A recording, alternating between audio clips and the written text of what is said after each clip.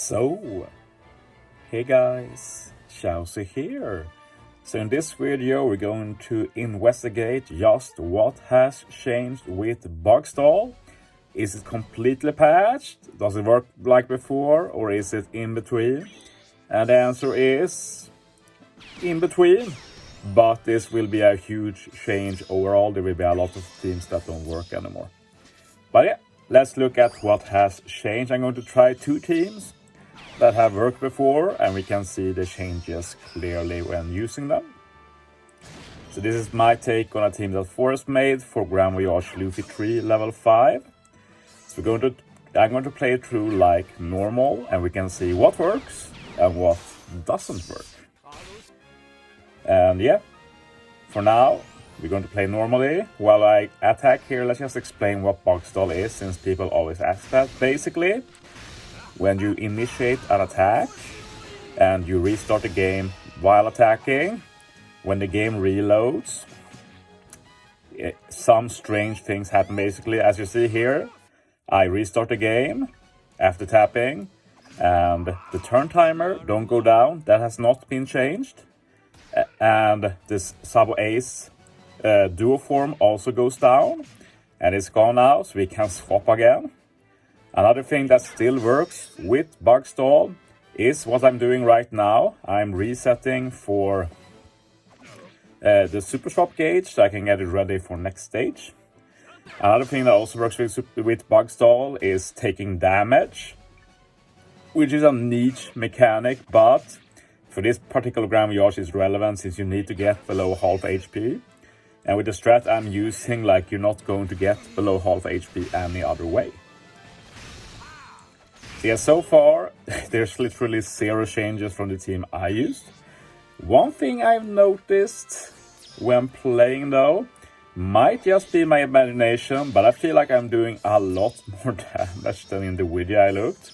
Which is the same, like literally the HP is literally the same in this video to the one I recorded, but my damage output was just higher. I find it very bizarre. We'll see if that's just my imagination, if there's really something to that, if something changed with damage. Sounds weird, I don't think so. But yeah, we will be Bugstalling more later, but now it becomes a normal playthrough for a bit. While we play normally for it now, we can talk about the implications of it, of Bugstall changing.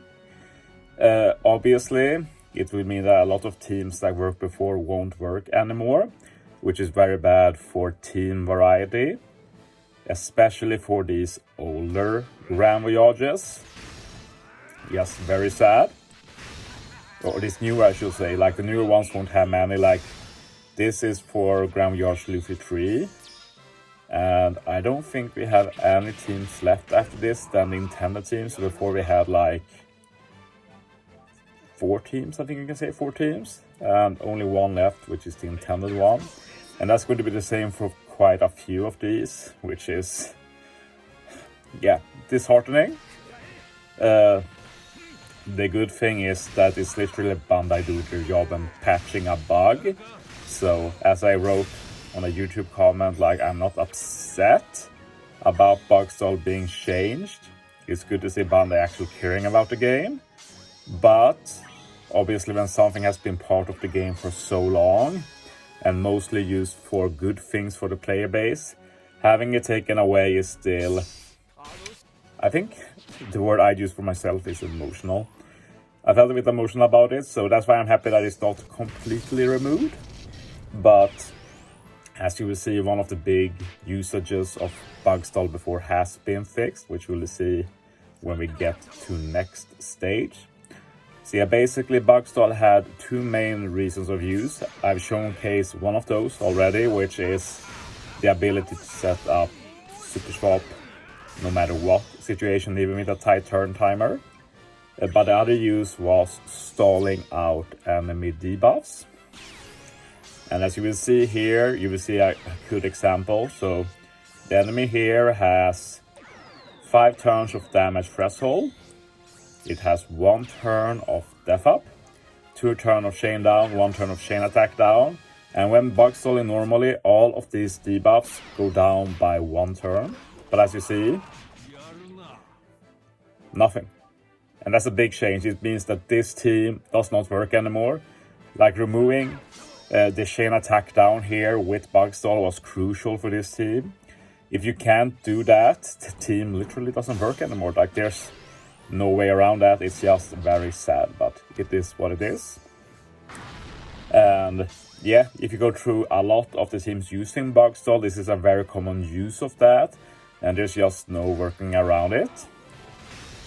So what will remain basically is teams that have relied on bug stall for the super swap, which is not totally uncommon. So some teams will survive, like the one I showcase here. This is a team I made to showcase Marco Whitebeard, and it will still work after the update. I've recorded this after the update, so it works like before, and it's because this team uses bug stall, but the only use of bug stall is for the super swap.